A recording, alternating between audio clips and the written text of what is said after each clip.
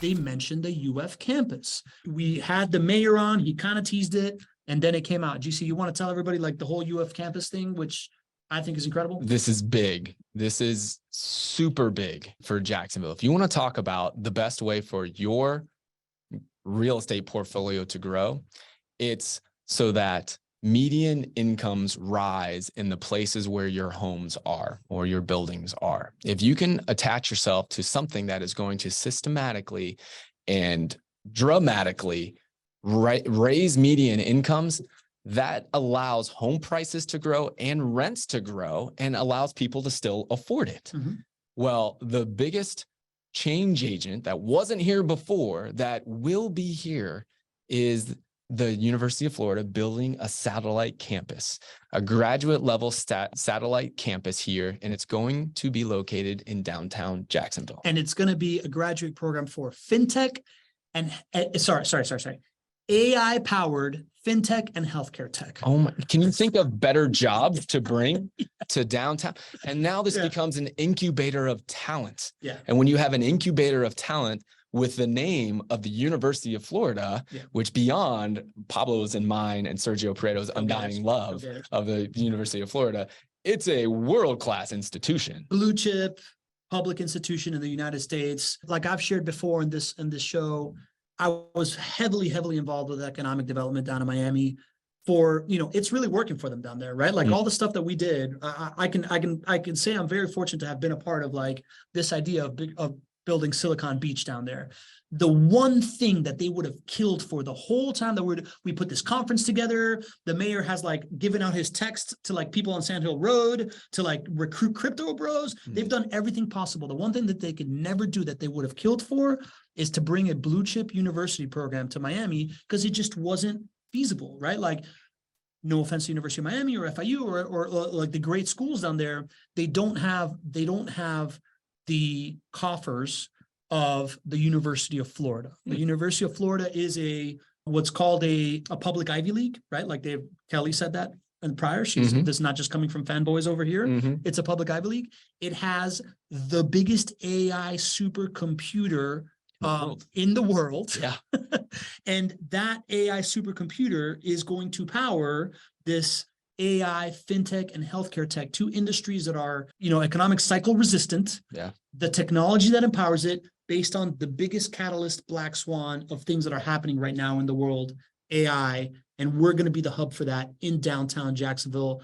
I mean, it's going to be the biggest economic driver. Something that wasn't here before that is here now, or that is coming. That is the biggest economic driver. I would even say it's a bigger economic driver than this real estate deal. Maybe. Like from, because you can build this real estate anywhere else. True. You can't leverage this kind of like educational power, because at the end of the day, companies that want the talent, that can leverage the talent, need that in order to do it. You can have the money. You can have the jobs, but if you don't have the talent feeder, it's a really hard friction thing. That's why Miami is clamoring for I think you're 100% right. Yeah. Right. You do a big deal with the Jags, which is incredible for downtown, but that's not attracting generations of high-paying talent, high-paying jobs and the talent to serve that. And free labor to like get the high-paying job while they're students, but then hire the best in the class. Already having it, right? Like, essentially the same thing we're talking about right now, the ability to get insider trading into investing in a real estate portfolio. The idea of having that graduate program is insider trading for the best talent in the world to companies to poach. Yeah. Right? Yeah. I mean, it's incredible, man. Yeah. It's a huge piece of the flywheel. GC, I think, that's the language that we're seeing in this video. That's what we talk about on this show. I want to get into just like jamming through this Q&A, but the overall lesson here that we're trying to share, the giddy up piece that we're trying to share. You want to just kind of like put a button on that? Yeah, I think, especially our friends of the show for the last year or so, you've heard us talk about our commitment to downtown Jacksonville. You've seen the numbers, you've seen, the outsized home price appreciation in Jacksonville before this. You've seen what has happened in Nashville and in Tampa and Austin, some of these other places. And we're trying to connect the dots here of how this can help you make the best decision for your money. Well, I think it's important for you to hear it beyond just me. What you heard in that video was the Jags recognizing the same opportunity, talking about that same economic impact and relating it to their stadium deal. But you can supplement that stadium deal with JWB's investment or the University of Florida satellite campus or any of these 3 or 4 or 5 other things that are going on in downtown Jacksonville. And it's all leading to the same conclusion, that this is once in a generation type of an opportunity for our downtown to be a beacon of change, to improve the lives of the community and to raise median incomes. And when median incomes raise in a short period of time, like we're expecting, as a real estate investor, that is the best thing that can happen for you, as long as you own those assets. But you have to own those assets before that leap happens. And so that's the big connection of all of this, is that we're presenting this opportunity. You're seeing it in different people that are saying similar things, but this is not going to be around for a long time. This is that urgency component. But by not being around for a long time, do you see what I hear you saying is essentially everybody that for the last 9 years has been buying or not buying Jacksonville real estate today is like, really, I'm going to spend 200,000 for that? Yeah. And they're like freaked out by the idea that it's 200 grand. What we're seeing is that by the time that this news goes mainstream and this starts going into effect, you're going to be saying, really, I'm going to spend 500,000 for that? Mm-hmm. And we're going to say, yeah, because there's still upside. But the bottom line is that getting in right now allows you to be that person that in 2011 bought one of these property for $80,000. Yeah. And everybody's going to look back and be like, oh man, you're a genius for doing that.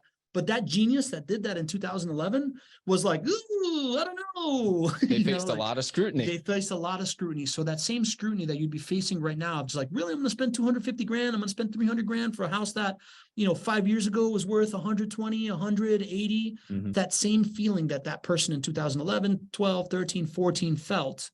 And what we're saying right now is that what happened then is about to happen now in a faster way. You think so? So the idea that you get in before all this development happens, before Jacksonville arrives, which we believe is inevitable, is a once in a lifetime opportunity to generate wealth in a short amount of time.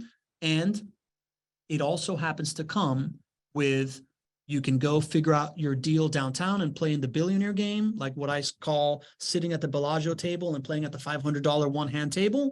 Or you can go downtown Vegas and play at the $5 craps table and play at a casino that's really friendly for beginners, Yes. And I'm not even going to call this a casino, right? But everything that we talk about in the course, nyaiclass.com, is that everybody does this wrong in general. The reason why people are so freaked out by real estate is that they spend all this time looking for the property. And then they're like, well, and then the market makes sense. And oh yeah, let me check out Craigslist to see who my property manager is. When at the end of the day, the thing that's going to help you succeed, the thing that 7 years into it, when you're owning this property and you and your significant other are like, oh man, there's a turn happening. Do we stay or do we go? Do we want to continue in this thing? The thing that really drives the lower maintenance costs, the lower vacancy costs, the over delivering on return on investment is having a partner, a professional property manager that has their incentives aligned with what you are doing, that is the one bringing you the deal that they are completely vertically integrated through. And it just so happens that right now, right before this generational opportunity in this one specific place that happens to be Jacksonville, there also happens to be the ideal partner for the everyman, the everywoman, the little guy like myself, to go in, grab the smallest chip that they have to be able to put it into the $5 table and roll aces. I think I multiplied multiple things, hit blackjack, whatever you want to call it. To me, that is the gem in this whole equation, is the confluence of all the stuff happening, us being able to see it, the fact that it's not illegal to have insider trading in real estate, and the fact that you have all the support system in order for the average person that isn't a billionaire, that isn't even a 500,000-aire, whatever you want to call it, to succeed in this scenario, using your retirement portfolio, if that's what you want to use, allocating from your already existing portfolio, hitting with that bonus that you're going to get this year, in the middle of this murky economy, and having the certainty that this is all going to work out, I think is incredible. Man, what do you think? Mic drop moment right there, man.